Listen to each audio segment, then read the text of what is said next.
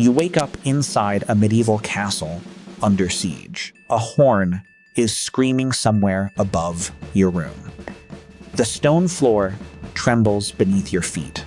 Someone outside is shouting for more arrows. Congratulations, Ned. You have chosen an excellent day to stay indoors. Unfortunately, several hundred armed men want inside. The castle gates are already locked. The drawbridge has been raised, and nobody is planning to let you leave. You step into the courtyard looking for answers. Soldiers are running toward the walls. Servants carry baskets filled with stones, and a blacksmith is repairing damaged helmets. You ask one soldier how long the siege has lasted. He says 12 days. You ask how much longer it might last. He laughs and walks away. A castle is designed to make attackers miserable. Thick stone walls stop arrows and climbing men. High towers let defenders see danger approaching. A deep ditch may surround the outer wall. The gatehouse is usually the weakest obvious target. A heavy wooden ram pounds against the outer doors. You can feel the vibration in your teeth. You decide to move farther from the gate. A captain sees you standing without a weapon. He hands you a wooden shield. Then he points toward the battlements. You climb a narrow stone staircase. The steps are steep and badly lit. Soldiers push past you carrying arrows and stones. You finally reach the top of the wall. The view immediately explains the shouting. Enemy tents cover the fields outside. Ladders are being carried toward the walls. Archers stand behind wooden shields. A siege engine sits farther back. The defenders begin firing arrows downward. Enemy archers answer almost immediately. You crouch behind the stone battlement. An arrow strikes the wall beside your head. The captain tells you to carry stones. You discover a large pile beside the stairs. The stones are meant for anyone climbing the wall. A ladder slams against the outer wall. Several attackers begin climbing. Defenders push the ladder away with long poles. The entire ladder falls backward. Concept: you decide not to watch where it lands. Another ladder appears 10 steps away. You carry a stone toward the defenders. It is much heavier than history documentary suggests. You drop it before reaching the edge. A loud crash comes from the gatehouse. The battering ram has damaged the outer gate. Soldiers rush down from the walls. The captain orders everyone toward the inner courtyard. You follow because following is currently your specialty. The defenders close a second set of doors. Castles often use several layers of defense. Attackers must break through each one. This is good architecture and terrible scheduling. You hear shouting beyond the damaged gate. Then you smell smoke. Attackers are trying to burn the wooden doors. Defenders pour water from buckets above. You are handed another bucket. The bucket line stretches across the courtyard. Water comes from the castle well. That well is now more valuable than gold. Without water, the siege becomes very short. Without food, it becomes slightly longer. You suddenly remember you have not eaten. The castle stores are carefully rationed. Bread is hard and portions are small. Fresh meat disappeared days ago. A cook gives you thin vegetable stew. There are 3 vegetables in the entire bowl. You consider naming them. What? Before lunch ends, another horn sounds. This horn means something worse. Enemy soldiers have reached part of the outer wall. The defenders rush toward a side tower. You keep eating for 1 responsible second. Then everyone notices you. You put down the bowl. Your military career resumes. Inside the tower, the staircase is packed with soldiers. The fighting is happening above. You hear metal striking metal. You also hear someone falling down the stairs. You move very close to the wall. A wounded soldier is carried past you.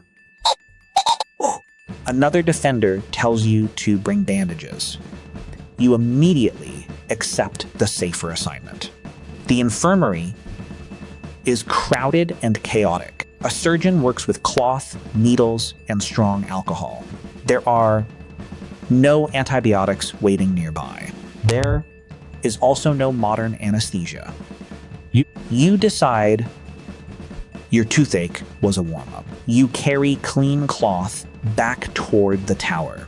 Then the castle bells begin ringing wildly. The enemy is retreating from the wall. Defenders cheer from the battlements. You have survived the afternoon. Fuck, canned, but the siege is not over. At sunset, enemy campfires still cover the fields. The castle gates remain damaged. Food remains limited, and tomorrow the ladders will probably return. You find a quiet corner beside the inner wall. Exercise. Your shield becomes a pillow. Your red scarf becomes a blanket. You survived one day inside a besieged castle. You survived arrows, ladders, smoke, and military employment. Most impressively, nobody promoted you. Tomorrow, the captain knows your name. Exercise. History happened. Ned suffered. You wake up in England in the year Mortneen Batam. For one peaceful second, everything seems completely normal. Then, your left tooth tries to escape through your skull. Congratulations, Ned. You have a medieval toothache. There is no dental clinic. There is no x-ray. There is no local anesthetic. And the nearest expert also cuts hair, drains wounds, and removes teeth. The pain pulses again. Your entire face now has its own heartbeat. You try drinking water. The water hurts. You try eating bread. The bread hurts. You try doing nothing. Somehow, that hurts even more. You need help. Unfortunately, this is medieval England. Help is a flexible concept. Your first medical consultation comes from your neighbor. She examines your mouth for approximately 2 seconds. Then she announces the diagnosis. A worm is living inside your tooth. Not a normal worm. A toothworm. People believed it burrowed into teeth and caused pain. You ask whether anyone has ever actually seen one. Your neighbor looks offended. Apparently, asking questions is one of the symptoms. She offers 3 treatments. The first is a prayer. The second is a pouch of unidentified plants. The third uses smoke to annoy the worm. You choose the plants. They taste like wet furniture. The pain remains. The worm, if present, appears completely unbothered. Soon, the entire village begins contributing ideas. One man recommends rubbing powder against the tooth. Another suggests wearing an amulet. An elderly woman offers a warm paste for your jaw. Someone else recommends bloodletting. You point out that the problem is inside your mouth. They explain that your blood probably knows what it did. You test several remedies. One makes your tongue numb. One makes your eyes water. One appears to be ordinary mud. The pain briefly becomes quieter. You celebrate too early. A few minutes later, it returns with reinforcements. You can no longer sleep. You can barely chew. Every eating sound becomes a personal insult. There is only one option left. You must find someone who removes teeth. A wealthy noble might consult a trained physician. You are not a wealthy noble. You own one cloak, half a loaf, and a disrespectful chicken. So the villagers direct you toward a practical specialist. A striped pole hangs outside. Metal strikes metal inside. You also hear screaming. Then you hear applause. This is apparently a good sign. The shop offers haircuts, bloodletting, bone setting, and tooth pulling. You wonder whether 4 employees work there. There is one employee. His name is Walter. Walter holds a razor in one hand and tooth forceps in the other. He offers you a haircut before the extraction. You decline. You have already lost confidence in enough body parts today. Walter examines the painful tooth. His equipment includes iron tools, a wooden chair, and a suspicious cloth. He taps the tooth. You nearly leave your body. Walter nods thoughtfully. Then he taps it again. You briefly see the future. Walter announces that the tooth must be removed. You ask about alternatives. Walter offers slow removal or fast removal. Those are the alternatives. You ask whether he has anything for the pain. Walter gives you a wooden handle to bite. You explain that biting is currently the problem. He replaces it with a different wooden handle. This is apparently the premium package. There is no dependable modern dental anesthesia. Walter places the chair near the shop entrance. You ask why the procedure cannot be private. Walter says a crowd improves business. 3 spectators are already watching. 1 has brought food. Public tooth pulling can become a performance. A successful extraction proves the operator's skill. An unsuccessful one is still technically entertainment. Walter asks 2 assistants to hold your shoulders. You did not know Walter had assistants. They are customers waiting for haircuts.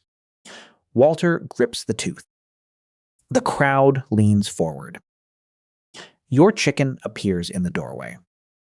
Even the chicken wants to see this. Walter pulls. Nothing happens. He changes his grip. He pulls again. The chair moves. You move. The tooth stays exactly where it is. Walter examines his tool. You begin examining the door. Walter calls the first attempts medical measurements. The crowd accepts this. People were easier to impress before online reviews. Walter braces one foot against the chair. This was not part of the explanation. He grips the tooth again. You grip both sides of the chair. The assistants grip you. The audience grips its snacks. For one moment, the shop becomes perfectly still. Then Walter pulls. There is a sudden crack. The chair falls backward. Walter lands against the wall. One assistant drops his hat. Your chicken leaves immediately, and the tooth is finally out. Walter raises it above his head. The crowd cheers. You are too shocked to react. The terrible pressure finally begins to fade. It has been replaced by several entirely new sensations. But the toothache is gone. Mostly. Walter gives you a cloth and several instructions. Do not eat anything hard. Do not touch the empty space. And do not ask what was on the instrument. There is no sterile dental room.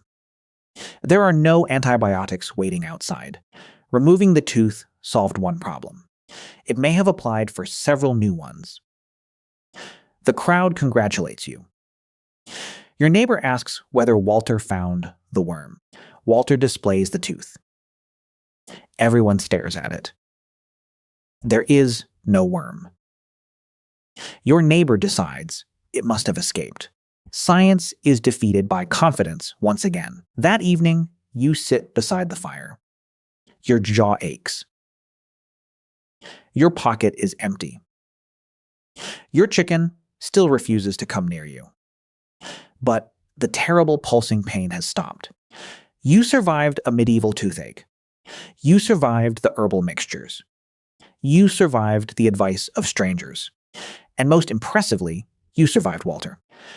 Tomorrow, you will clean your remaining teeth carefully. Unfortunately, the powder appears to contain crushed brick. You look directly at the audience. The pain begins on the other side of your mouth. History happened. Ned suffered.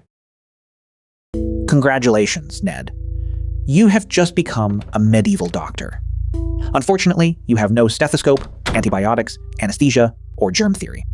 And no, you do not get the famous bird mask. That costume appears roughly 3 centuries after our medieval shift. Today, your protection is confidence, wool, and spectacularly bad luck. Outside, a 14th century English town is already coughing awake. Church bells count the hour while carts grind through yesterday's mud. Your first patient arrives before you have found the wash basin. His family hands you the most important diagnostic tool, urine. You must inspect it, question him, feel his pulse, and predict everything. If your prediction sounds convincing, the family may trust you. If it fails, they may choose another healer tomorrow. Because one medieval doctor was never the whole medical system. A university physician usually diagnosed illness and prescribed a plan. A surgeon handled wounds, fractures, extractions, and dangerous manual work. A barber might shave your face, then open your vein. An apothecary measured ingredients and sold prepared medicines. Midwives and household healers carried knowledge unavailable at universities. Ned has somehow been hired to assist all of them. Your goal is simple: survive until the evening bell. Before treating anyone, a physician needed the right kind of authority. In parts of medieval Europe, practicing without permission could be illegal. Roger of Sicily issued licensing rules as early as 1140. Universities later trained physicians in places like Salerno and Montpellier. Students listened to lectures, disputed theories, and memorized respected texts. Those texts carried ideas from Greek, Roman, Arabic, and Persian medicine. Hippocrates offered case observations and a language for disease. Galen organized anatomy, physiology, and treatment into an influential system. Avicenna's canon helped connect and systematize centuries of medical learning. The problem was not that medieval physicians never observed patients. The problem was the framework used to explain those observations. A fever was real, but its invisible cause remained unreachable. A painful wound was obvious, but infection had no microbial explanation. Books, therefore, guided decisions where experiments could not yet reach. Learning Latin also separated elite physicians from most ordinary patients. Elite training brought status, expensive clothes, and expensive consultations. Poorer people relied more often on family knowledge and local practitioners. Some treatments came from books. Others came from repeated practical experience. Ned has studied neither, but the waiting room is filling. The physician waves you forward and begins with the body's balance. Medieval European medicine imagined health as balance among 4 bodily humors. They were blood, phlegm, yellow bile, and black bile. Each humor carried qualities such as hot, cold, wet, or dry. Blood was considered warm and moist, and linked with spring. Yellow bile was hot and dry, like an angry summer. Black bile was cold and dry, associated with melancholy. Phlegm was cold, matching winter's sluggish stillness. These links shaped diet, personality, seasons, and medical decisions. A patient could be too hot, too cold, or excessively wet. Treatment aimed to oppose the imbalance and restore a middle state. Hot illness might invite cooling foods, rest, or particular herbs. Cold illness might call for warming, spices, blankets, and movement. An excess could also be expelled through bleeding, vomiting, or purging. To modern eyes, the system looks confident and dangerously incorrect. Yet it gave practitioners a shared language for complicated symptoms. It encouraged questions about diet, sleep, exercise, season, and emotion. That broad attention could make a consultation feel surprisingly personal. But personal attention cannot reveal bacteria you do not know exist. Your task is to locate an imbalance inside the first patient. The physician begins with questions, because instruments are extremely limited. When did the fever begin, and what happened before it? What did he eat, drink, dream, fear, and recently lose? The patient's account becomes the spine of the entire diagnosis. Physical examination may be brief compared with a modern appointment. Still, practitioners have observed posture, breathing, skin, swelling, and pain. They compare the story with patterns remembered from texts and experience. The physician touches the wrist and studies the rhythm beneath his fingers. Fast, slow, strong, weak, regular, or erratic all carry meaning. No watch measures exact seconds, so judgment depends on trained sensation. The patient's pulse is fast, but fever already explains that clue. A rash could mean many diseases, just as it still can today. Diagnosis is difficult when different illnesses produce similar visible signs. So, a respected physician must also predict what happens next. A confident prognosis can demonstrate knowledge even without a cure. It can prepare a family for recovery, decline, or death. It can also protect a doctor's reputation when treatment changes nothing. Ned copies every serious nod and hopes nobody notices. Then the family produces the urine flask you were avoiding. Its color, clarity, sediment, and quantity now become medical evidence. Your first diagnosis is about to become extremely yellow. The rounded urine flask was called a matula. It became a physician's symbol, much like today's stethoscope.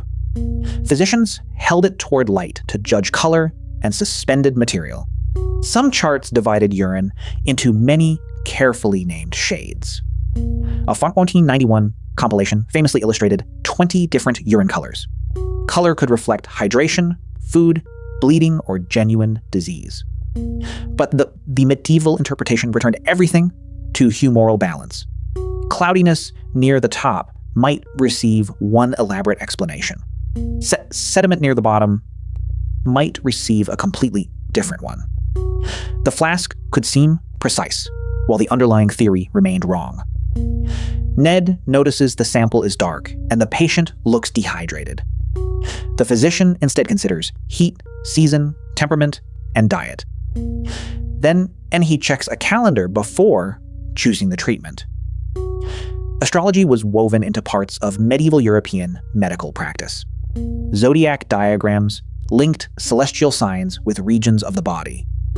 Timing could influence whether practitioners bled, purged, or delayed. This feels absurd now, but it once offered order under uncertainty. The physician finally declares the patient excessively hot and dry. His first prescription sounds merciful: water, rest, and cooling food. Then the physician adds one word that changes the room: bleeding. Before the bleeding begins, you must collect ingredients next door. The shop smells of dried plants, wax, smoke, resins, and spices. Shelves hold local herbs beside expensive materials carried across continents. The apothecary scales promise careful measurement, not modern purity. Recipes combine leaves, roots, minerals, animal products, honey, and wine. Some mixtures are soothing. Others are useless, toxic, or unpredictable. The same ingredient can help or harm depending on dose. Unfortunately, exact strength varies from harvest to harvest. Ned is told to grind until the powder feels perfectly smooth. Nobody provides a timer, standardized spoon, or printed safety label. A cooling drink may include barley water and selected herbs. A wound preparation might use wine, honey, cloth, or plant material. Wine on wounds could reduce some microbes without anyone knowing why. Honey can inhibit microbial growth, though medieval results varied wildly. Useful practice and incorrect explanation can exist at the same time. The apothecary also supplies pigments, oils, and artists' materials. In some towns, apothecaries and artists even shared a guild. Ned pockets nothing, because several jars display skull-like warnings. He carries the cooling mixture back without spilling a drop. The patient drinks, and the barber prepares a sharper remedy. Bloodletting remained common, because it fitted humoral theory perfectly. Too much blood meant balance could be restored by removing some. The procedure served headaches, fevers, strokes, and many other complaints. It survived for centuries, because tradition reinforced its authority. The barber ties a band above the patient's elbow. A vein rises beneath skin in the warm, crowded room. The blade is small, but the consequences are not. One quick cut sends blood into a waiting bowl. Ned watches the patient's face become noticeably paler. The barber watches the bowl and decides when enough is enough. There is no laboratory value confirming an excess of blood. There is only doctrine, experience, and the patient's immediate response. Some people may feel temporary relief from pressure or expectation. Others become weaker precisely when their bodies need circulation most. Too much blood loss can cause shock and death. The physician orders the cut closed before Ned faints first. But removing blood is only one path for removing imbalance. Emetics provoke vomiting. Laxatives provoke an unforgettable afternoon. Cupping and leeches offer other methods of drawing the null outward. Your next patient requires something worse than all of them: surgery. A carpenter has driven a splinter deep beneath his hand. The wound is swollen, hot, painful, and beginning to drain. A learned physician may advise, but a surgeon performs the cutting. In medieval Europe, surgery usually stood apart from elite medicine. Manual work carried blood, mess, risk, and lower social prestige. Yet practical skill could save lives when theory alone could not. Surgeons treated fractures, dislocations, boils, wounds, and damaged teeth. They also performed amputations, cataract procedures, and trepanation. The surgeon first examines whether the splinter can be grasped. Ned is ordered to hold the lamp and the patient.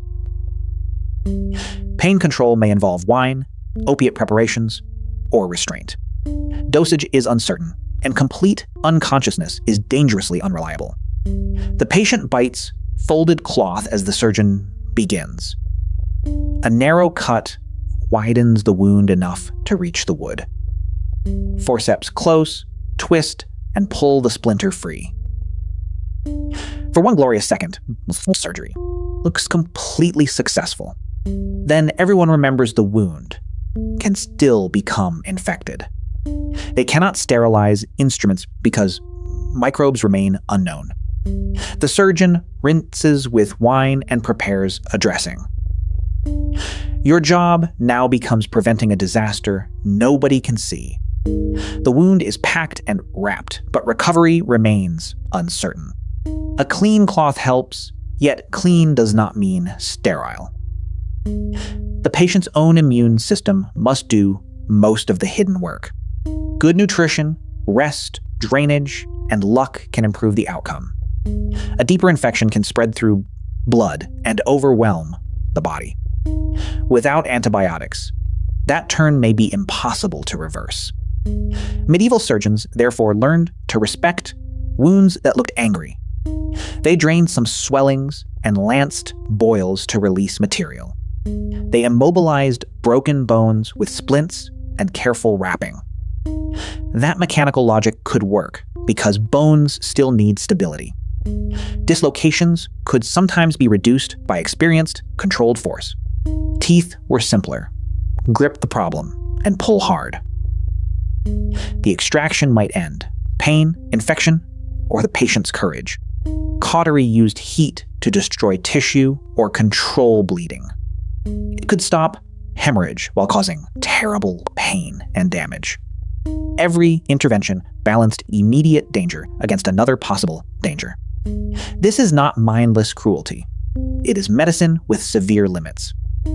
Patients consented, resisted, negotiated, and sometimes walked away. The carpenter chooses his bandage, his bed, and a hopeful prayer.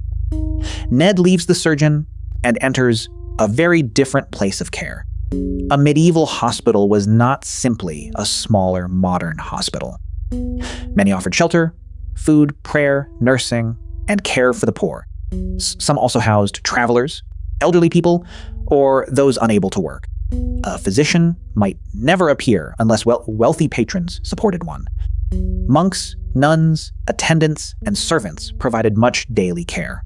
Clean bedding, warmth, food, and attention could genuinely help recovery. Most illness, however, was still managed inside ordinary homes. Families guarded recipes and techniques passed through generations. Local women often knew childbirth, infant care, herbs, and nursing. Their work appears less often because institutions recorded elite men. Yet one surviving trial reveals a healer named Jacoba Felici.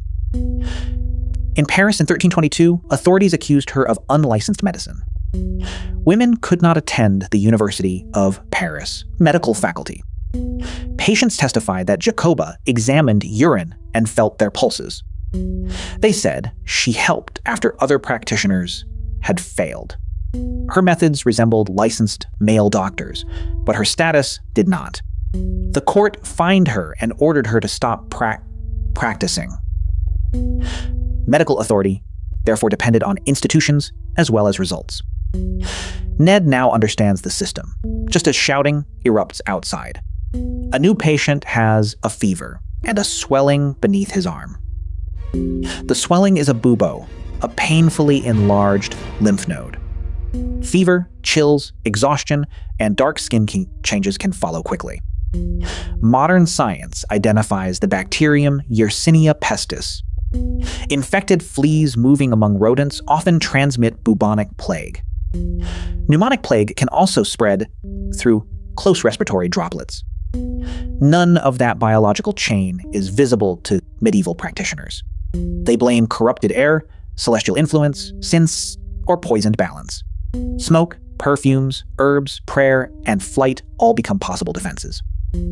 Ned reaches again for the dramatic beaked mask.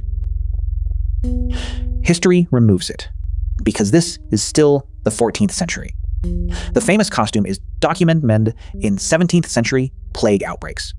Your actual protection is distance, cloth, luck, and incomplete advice.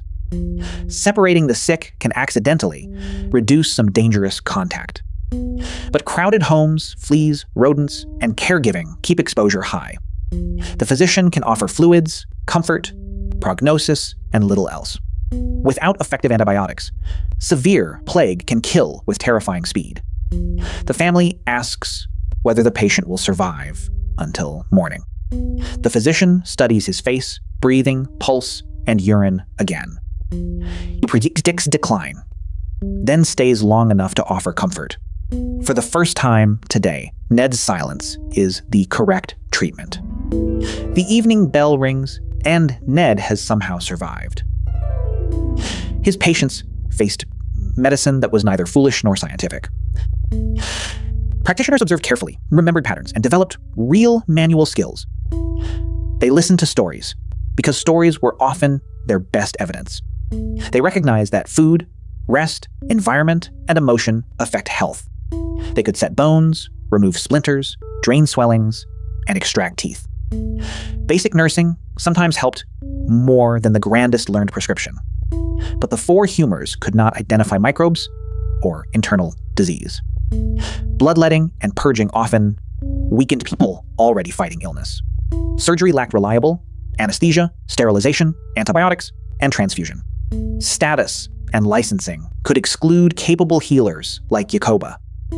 We should neither romanticize the past nor mock everyone inside it. They reasoned with the knowledge, tools, institutions, and risks available. Modern medicine changed when observation joined testing, measurement, and biology.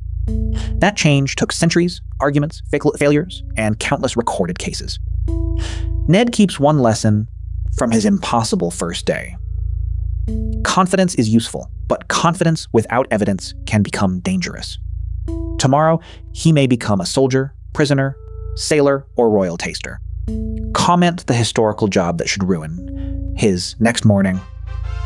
History happened. Ned suffered. And somehow he is still employed. You wake up in Pompeii in the year 79. The floor beneath your bed is gently shaking. A clay cup rolls across the room. Nobody outside seems especially worried. Congratulations, Ned. You have arrived on Pompeii's final day. Small earthquakes have troubled the region for years. Most residents have learned to ignore them. Your survival instincts are finally becoming useful. You step into a crowded Roman street. The shops are opening and carts are already moving. A baker carries fresh loaves toward the market. The smell almost makes you forget the shaking. Then a roof tile falls beside your foot. The baker calls this normal. History has very relaxed safety standards. You look north toward Mount Vesuvius. The mountain appears quiet beneath the morning sky. Nothing about it looks immediately deadly. That is exactly how volcanoes prefer to begin. You visit the forum looking for information.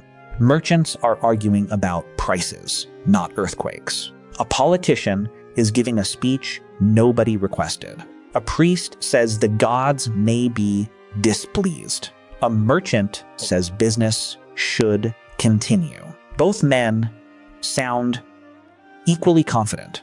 Neither man has studied volcanology. You decide to prepare anyway. You fill a small water flask. You wrap bread inside a cloth. You find a scarf to cover your mouth. Fortunately, you already own a red one. You choose the road leading toward the city gate.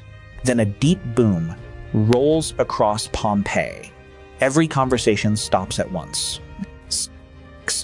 A dark column begins rising above Vesuvius. It climbs higher than any ordinary cloud. The top spreads outward like a stone pine. People point upward and begin shouting. Some run toward home. Others run toward the forum. Several simply stand and watch. Humans have always enjoyed dangerous spectacles. Fine ash begins drifting onto the streets. At first, it looks almost like gray snow. Then the falling ash becomes thicker. Daylight begins fading before afternoon. You tie the scarf across your face. Small white stones begin falling from the sky. They are pieces of light volcanic pumice. One bounces harmlessly from your head. Then, a larger piece lands nearby. You stop finding the situation educational, and people begin carrying blankets over their heads. You copy them using a woven mat. It is not heroic, but it is practical. The streets quickly become crowded. Carts block the narrow road toward the gate. Animals panic and pull in every direction. Someone drops an entire basket of olives. The ash cloud makes the city increasingly dark. Oil lamps appear inside houses before sunset. Breathing becomes difficult without a cloth. Every step kicks more ash into the air. You reach the gate and find a human wall. Everyone wants to leave at the same time. Nobody has invented an evacuation plan. A guard orders people to remain calm. The crowd immediately becomes less calm. You consider returning to a sturdy building. Then pumice begins piling on nearby roofs. Flat roofs are not designed for falling stone. A loud crack comes from a house behind you. Part of the roof collapses inward. You decide the street is safer for now.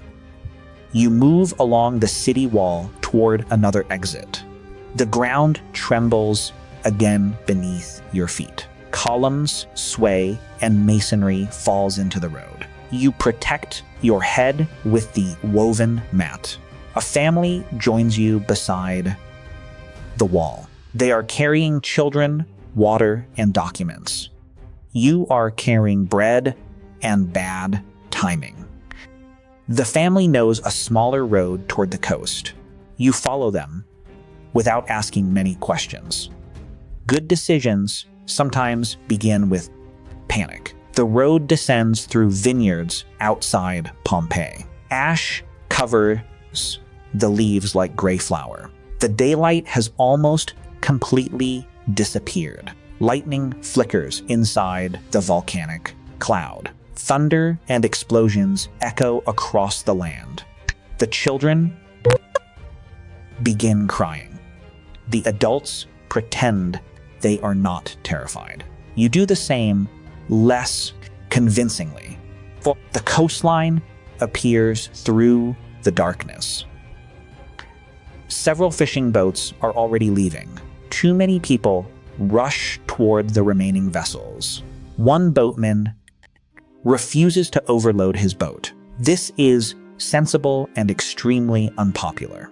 The family offers him jewelry for passage. Exercise. You offer him half a loaf of bread. The boatman looks at the sky. Then he accepts both offers. Everyone pushes the boat into the water. Cold waves soak your tunic and boots.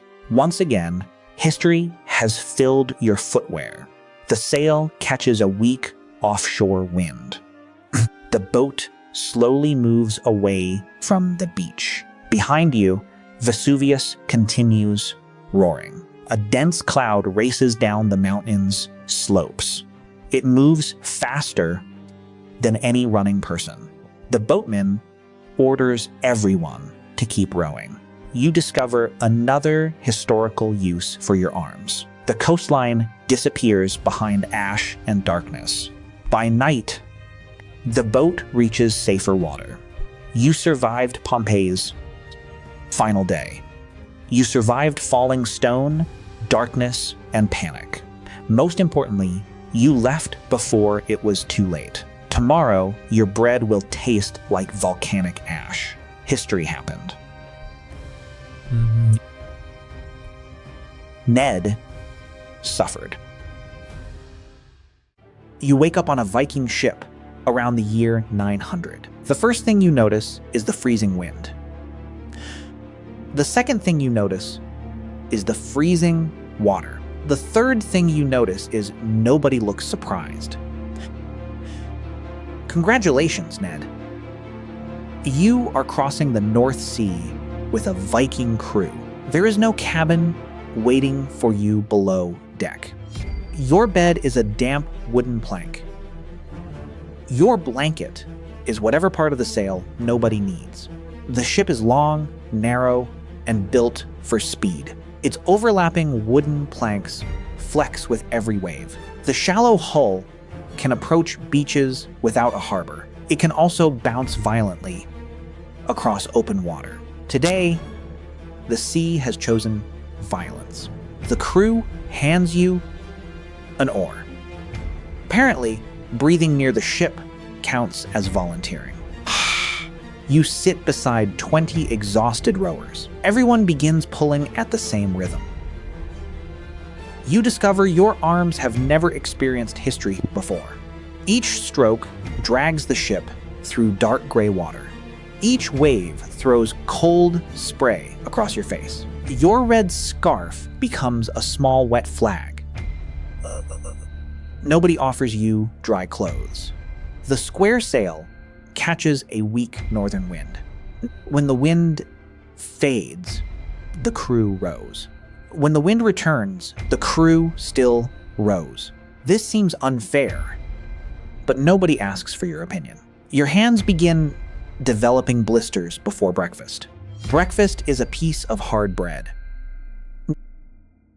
It may once have been softer than a shield.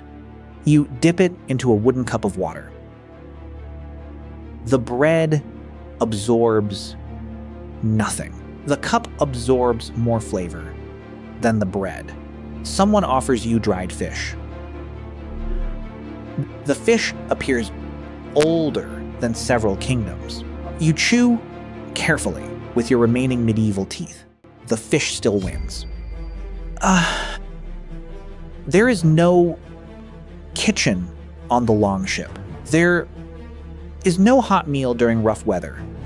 Food must survive without spoiling or complaining. Salted meat, dried fish, and bread do both. The drinking water tastes like wood and regret. Small amounts of ale may also travel aboard.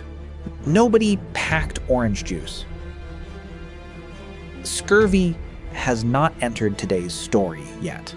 You ask how the crew knows where it is going. The helmsman points toward the sky.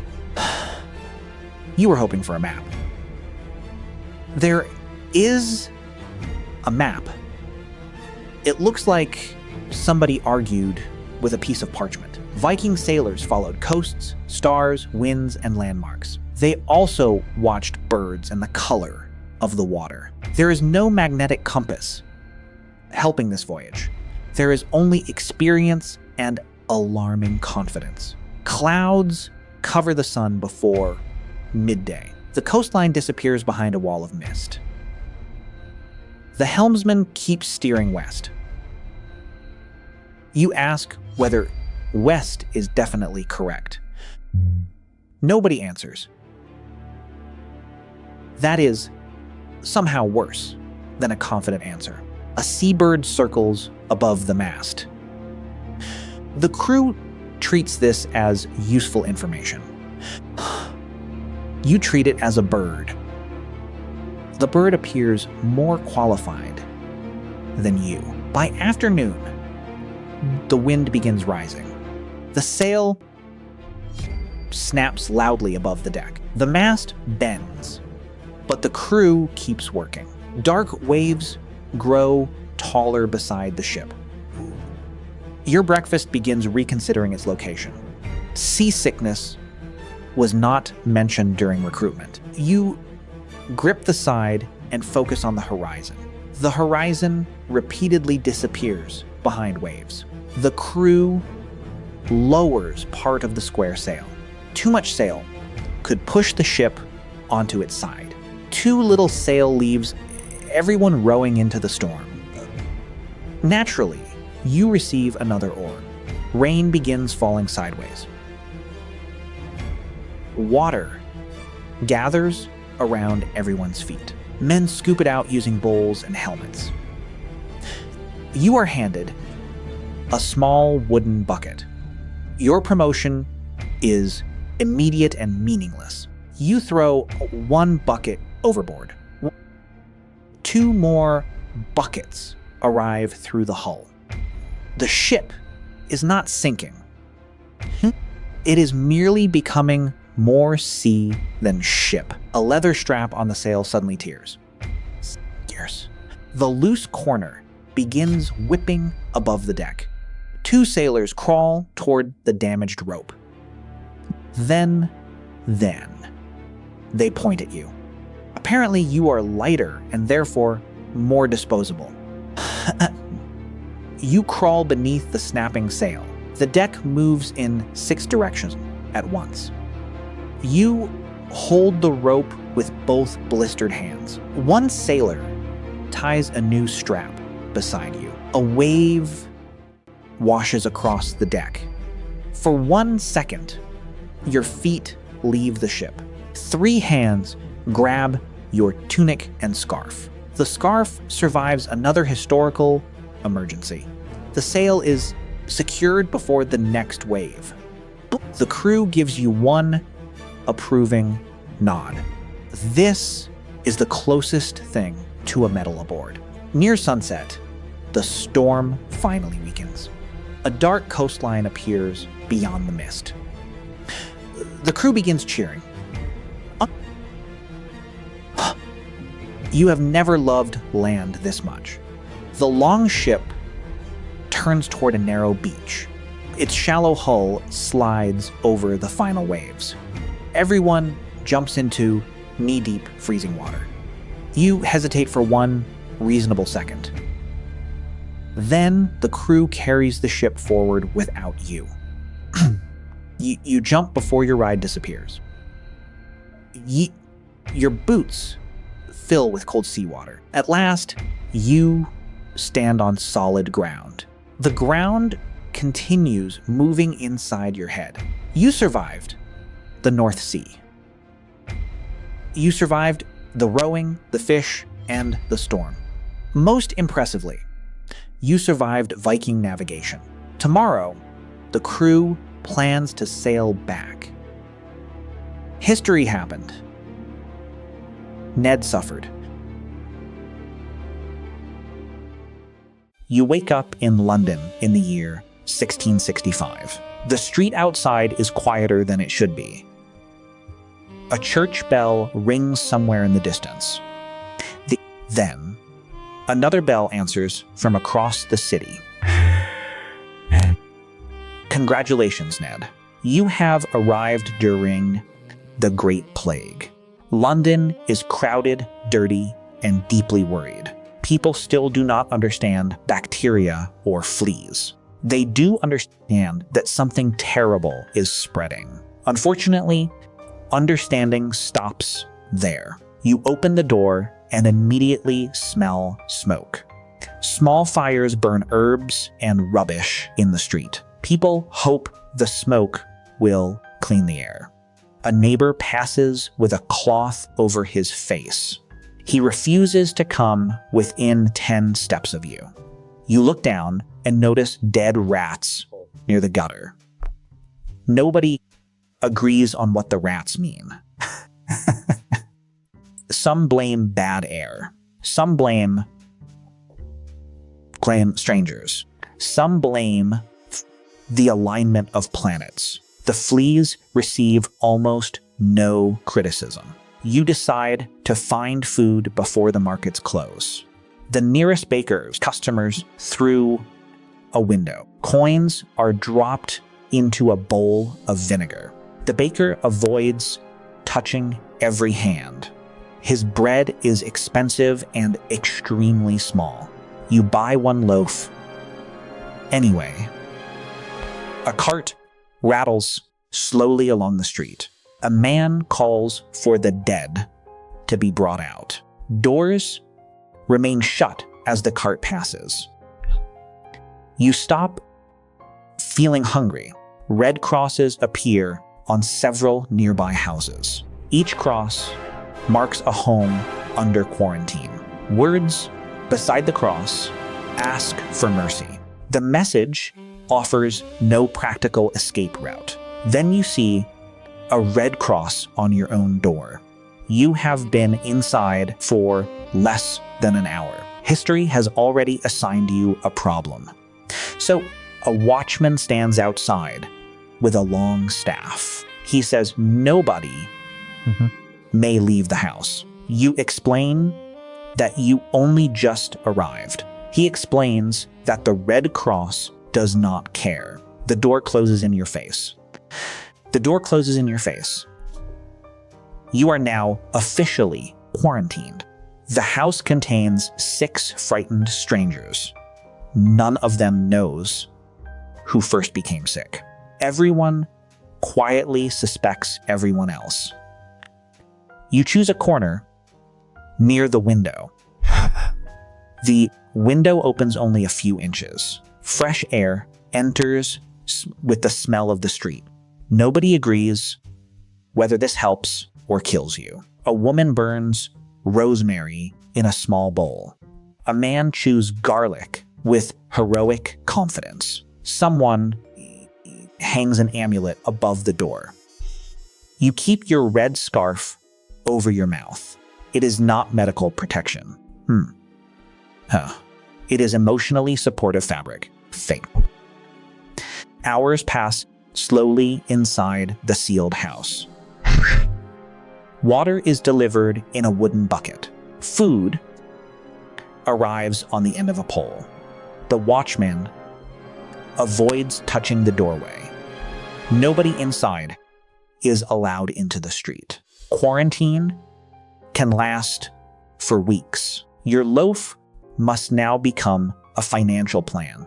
You divide it into painfully small pieces. One piece is breakfast. Another piece is optimism. Optimism is smaller. By evening, the bells begin ringing again. Funerals are happening faster than daylight. The city struggles to bury everyone safely. Many people leave London if they can. The poor cannot. You currently own 1 loaf and a scarf. Night falls over the locked house. Every cough becomes a public announcement. Someone sneezes in the next room. 6 people immediately stop breathing. It was only dust. Nobody relaxes. The following morning, a plague doctor arrives. His long-beaked mask looks like a nightmare bird. Herbs are packed inside the beak. People believe the scent may block poisoned air. The doctor checks pulses and asks questions. He has no cure for the disease. He does have very dramatic clothing. You ask whether the house is safe. Nah. He looks at the Red Cross. Then he looks at you. This is not the answer you wanted. No. The doctor recommends clean air, prayer, and patience. You currently have very little of all 3. After he leaves, shouting begins outside. A small fire has spread between wooden buildings. Londoners rush with buckets and hooks. Fire is dangerous, but smoke may seem protective. History has found a second bad solution. The watchman leaves his post to help. For the first time, the doorway is unguarded. Everyone inside looks at everyone else. No one says the obvious plan. Then the coughing man opens the door. The entire house runs in 6 directions. You follow the widest street toward the river. Markets, churches, and alleys blur past you. You avoid crowds whenever possible. This This is difficult in London. The Thames appears ahead through the smoke. Boats carry people and goods across the water. You offer your remaining bread for passage. The boatman accepts before seeing its size. You climb aboard and move away from the city. London slowly disappears behind smoke and rooftops. You survived 1 day of quarantine. You survived bad theories, garlic, and the plague doctor. Most importantly, you escaped before the watchman returned. Tomorrow, someone will probably quarantine the boat. Hystericize. Who's happened? Ned suffered